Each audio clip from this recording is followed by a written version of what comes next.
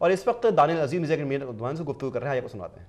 और इमरान खान इस हद तक गिर गए हैं कि यहाँ पर आके वो जो दूसरी जमातों के बारे में इल्ज़ाम लगाते थे, यहाँ पर खुद मेंटेनेबिलिटी और एडमिसिबिलिटी पे कानून के दायरे से छुप रहे हैं।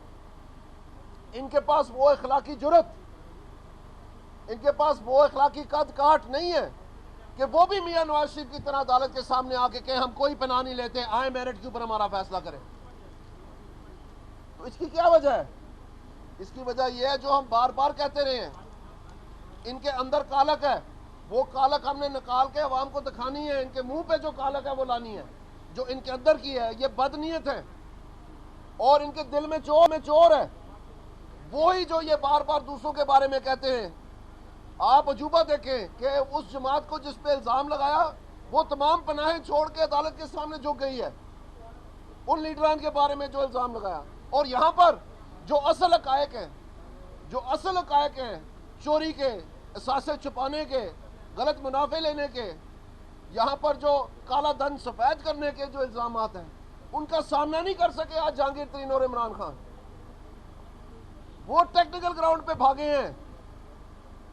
और जब उनके खिलाफ दूसरे केस में, ये जो फॉरेन फंडिंग वाला केस है, इसमें इनके खिलाफ फैसला आया इसी तरह का।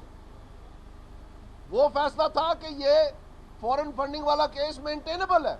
इसका मतलब है आपने ये सबूत देना है। तो बजाय सबूत देने के ये इस्लामाबाद हाई कोर्ट में भाग गए। और ये बड़ी दिलचस्प बात है, इस्लामाबाद हाई कोर्ट में 6-7 माह तक बेंच ही नहीं कायम हो सका। और जो उससे पहले बेंच कायम था वो 2 दफा तोड़ा गया।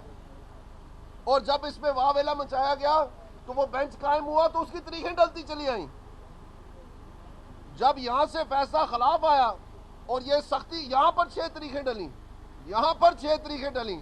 और जब फाइनली ये ऑर्डर दिया गया कि इमरान खान फिल्थी है, जब ये ऑर्डर दिया गया कि ये अनसिविलाइज्ड है, उसके बाद एक नया अजूबा हमने देखा कि बगैर किसी वजह के Islamabad high court day to day hearing शुरू कर देती है। यानी यहां पर तारीख लगी हुई है कि आपने जवाब देना है। और जो सालों से एक केस लटका हुआ है इस्लामाबाद हाई कोर्ट में, उसकी यकलख्त जो है डे टू डे हियरिंग शुरू हो जाती है। और आने वाली इलेक्शन कमीशन की डेट से पहले जो वो ऑर्डर किया जाता है कि इमरान खान तुम सबूत दो, उसको बरतरफ करके वापस रिमांड कर दिया जाता है यकलख्त। तो मैं आपसे ये कहना चाहता हूं कि ये इमरान खान जवाब तुम्हें देना पड़ना है। ये रिमांड के पीछे, ये स्टे के पीछे, ये एडमिसिबिलिटी के पीछे, ये मेंटेनेबिलिटी के पीछे तुम और जहांगीर तरीन कितनी देर छुपोगे? हम इस्लामाबाद हाई कोर्ट जाने का हक रखते हैं, हम सुप्रीम कोर्ट जाने का हक रखते हैं। ये कानूनी जो हमारा राइट है ये अपनी जगह महफूज है और इंशाअल्लाह ताला हम ये साबित करेंगे। लेकिन आज जो जीत हुई है ये पाकिस्तानी अवाम को अब तोड़ मरोड़ के पेश की जाएगी कि ये किसी न किसी तरह बरतरी हासिल हुई है इमरान खान को। ये वो दर्ज देते थे कि अखलाकी जीत हमारी है।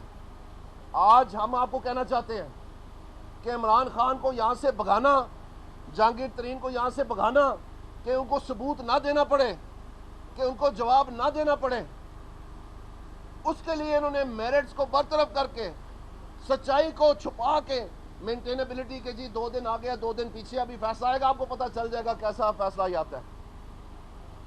तो ये मेरिट्स पे नहीं आ सके। सो हम इमरान खान तुम्हें बेनकाब करके छोड़ेंगे।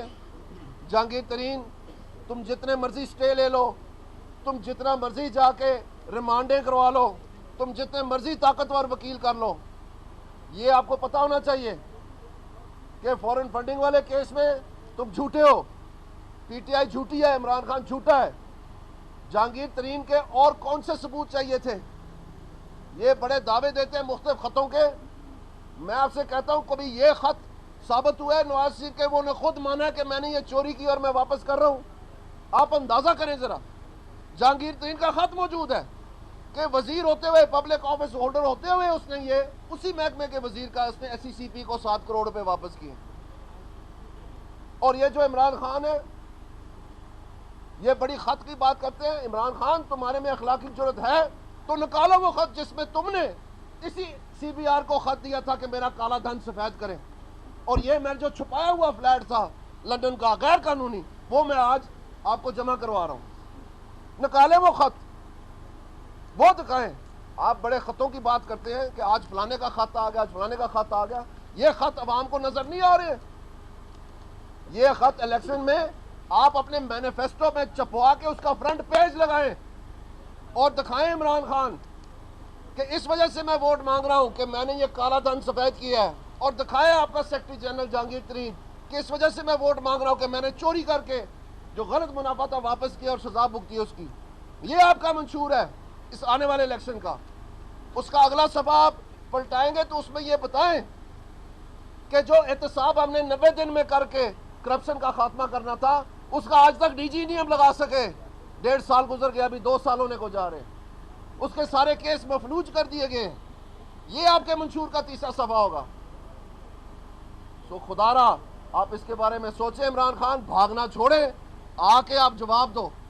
ये अदारों को धमकियां दे के इलेक्शन कमीशन ऑफ पाकिस्तान को अभी परसों तुम्हें धमकी दी है।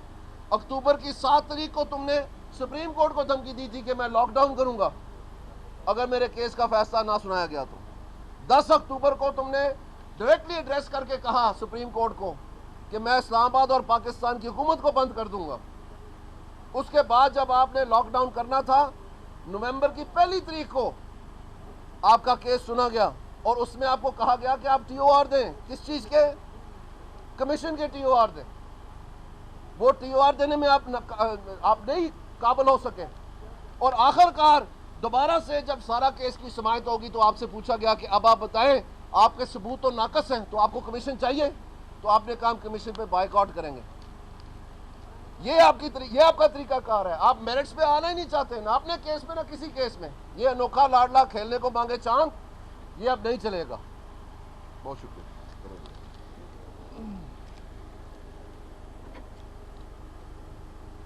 आज 1 साल बाद इलेक्शन कमीशन में रेफरेंस का फैसला मेरिट्स पे नहीं, सिर्फ 1 साल बाद इतना फैसला हुआ कि ये एडमिसिबल नहीं है। ये रेफरेंस पिछले साल इलेक्शन कमीशन के पास आया और उसके बाद जिन पर इल्ज़ाम लगा उस जोड़ी पर, इमरान खान और तरीन की, जिस जोड़ी के वालदैन और वालिद जो हैं दोनों के बाप करप्शन पर निकाले गए, दुनिया जानती है। उस करप्शन से जो करोड़ों की जायदाद इन्होंने इनहेरिट की, उसका सवाल अभी हमने नहीं पूछा। अभी तो हमने पूछा था कि अपनी जायदाद का हिसाब दो, काले धन को सफ़ेद करने का हिसाब दो, अपने माली और खानसामे को करोड़ों की जायदाद देने का हिसाब दो। तो इमरान और जहांगीर तरीन कहते हैं चोरी हमने की है, लेकिन इलेक्शन कमीशन आपके पास इख्तियार नहीं है कि हमें पकड़ ले। हमने ये चोरी इलेक्शन लड़ने से पहले की थी, और इलेक्शन लड़ने से पहले की वाली चोरी इलेक्शन कमीशन स्पीकर के रेफरेंस में हमें नहीं पकड़ सकती। यानी हम चोर हैं, लेकिन हम अपनी चोरी इस्तिस्ना के पीछे छुपा रहे हैं। वो पार्टी जिसको इतराज़ रहता है हमेशा कि वज़ीर आज़म इस्तिस्ना ना ले, कोई और इस्तिस्ना के पीछे ना छुपे। वज़ीर आज़म और उसकी ख़ानदान ने तो ना इस्तिस्ना लिया, मगर खान साहब आज आपने और जहांगीर तरीन ने इस्तिस्ना लिया और इस्तिस्ना के पीछे छुपकर अपनी चोरी छुपाने की कोशिश की। ना आपके पास औलाद का हिसाब है, ना आपके पास जायदाद का हिसाब है, आपके पास ना अपने काले धन को सफ़ेद करने का हिसाब है, ना आपके अपने मुलाजमों के नाम जो करोड़ों अरबों की जायदाद है उसका हिसाब है। मगर आप सिर्फ एक बात पे पीछे छुपते हैं कि हमें इस्तिस्ना हासिल है। हमसे कई सालों पहले का हमारे बातें ना पूछी जाएं, मगर नून लीग से तो आप 70 साल का हिसाब मांगते हैं और नवाज शरीफ ने एक नई तारीख रकम की है। 70 साल का सिर्फ हिसाब नहीं दिया, 3 पुश्तों का हिसाब दिया है। उसने तो अपने मरहूम वालिद के लिए भी इस्तिस्ना नहीं मांगा, उसने तो अपनी उस औलाद के लिए जो कि बैरून मुल्क मुकीम है, जैसे कि करोड़ों पाकिस्तानी हैं जिनको इस्तिस्ना हासिल है, उसने अपनी औलाद के लिए भी इस्तिस्ना नहीं मांगा। उसने वज़ीर आज़म होते हुए अपनी ज़ात के लिए भी नहीं मांगा और अपने आप को खुली अदालत में पेश किया। खान साहब, इसको कहते हैं इखलाकी फतह। और आप कितने दिन छुपेंगे, कितने दिन भागेंगे? ये तो अभी इब्तदाए इश्क है, आगे आगे देखिए होता है क्या। और आज फतह हुई है अदारों की। जिस इलेक्शन कमीशन को आपने 2 हफ्ते पहले गालियां दी, आज उसी के फैसले पर आप बगलें बजाते फिरते हैं, खुशी के शादियाने बजा रहे हैं। आज इलेक्शन कमीशन अच्छा हो गया? हाँ साहब, 2 हफ्ते पहले तो इस इलेक्शन कमीशन को आप गालियां दे रहे थे। हम आपके फार्मूले पर अमल नहीं करेंगे कि गाली दो, फैसला लो। हम अदारों का एहतराम करेंगे, अदारों के फैसले को कानूनी तौर पर चैलेंज करेंगे। हम कानूनी हक रखते हैं और लोग हमसे पूछते हैं कि नवाज शरीफ, जिसका पनामा पेपर्स में नाम नहीं, जिसकी ऑफशोर कंपनी नहीं, उसके केस की हेयरिंग तो डे टू डे होती है। लोग हमसे सवाल पूछते हैं कि इमरान खान और जहांगीर तरीन जो तस्लीम कर चुके कि उनकी ऑफशोर कंपनियां हैं, उनका केस क्यों नहीं सुना जा रहा? हम एहतरामन खामोश हैं, हम कुछ नहीं कहेंगे।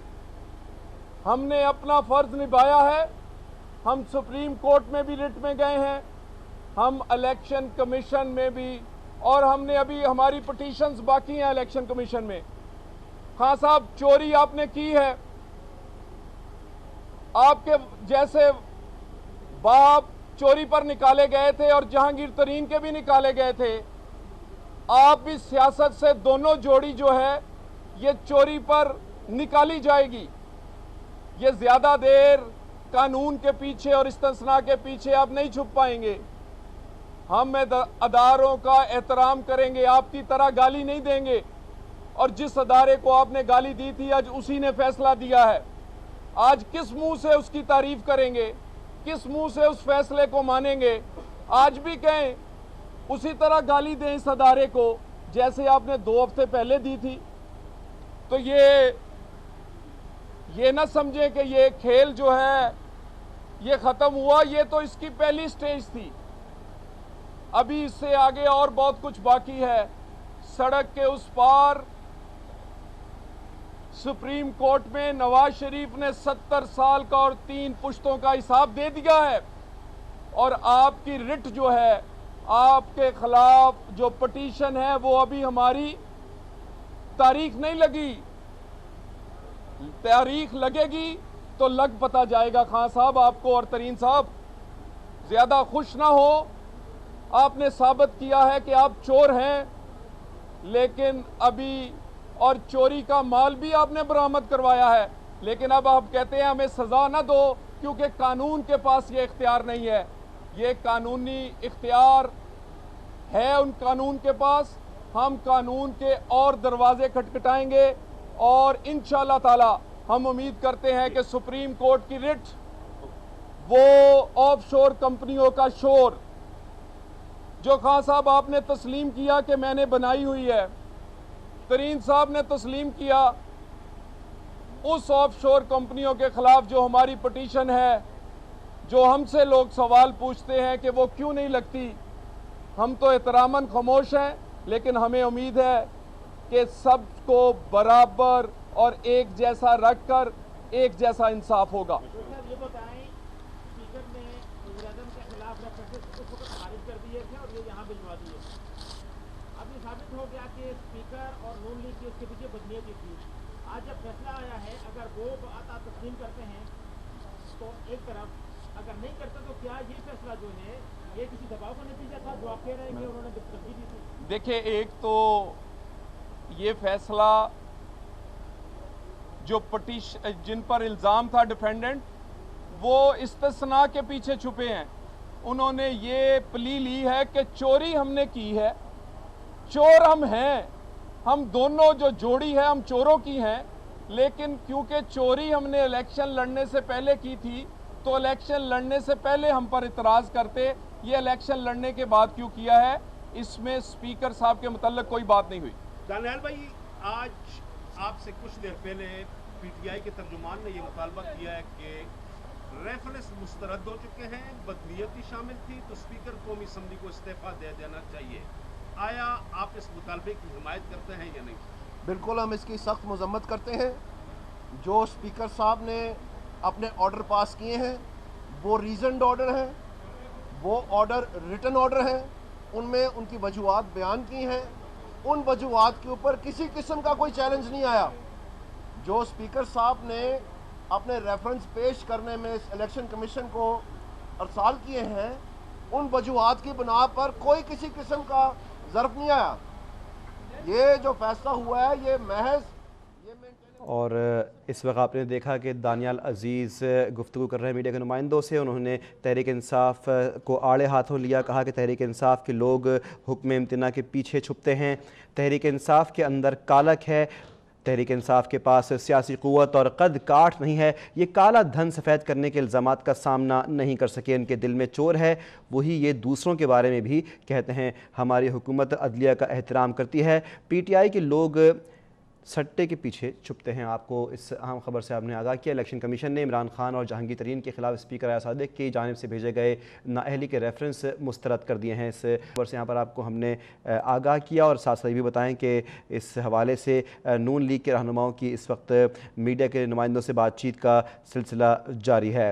और आपको हमने इस वक्त ये भी आगाह किया कि तहरीक इंसाफ के हवाले से बात की दानियाल अजीज़ ने और आड़े हाथों लिया। इस बारे में हम जानेंगे, मज़ीद बात करेंगे अब तक के नुमाइंदे साकिब अब्बासी से। साकिब, क्या तफसीलात हैं?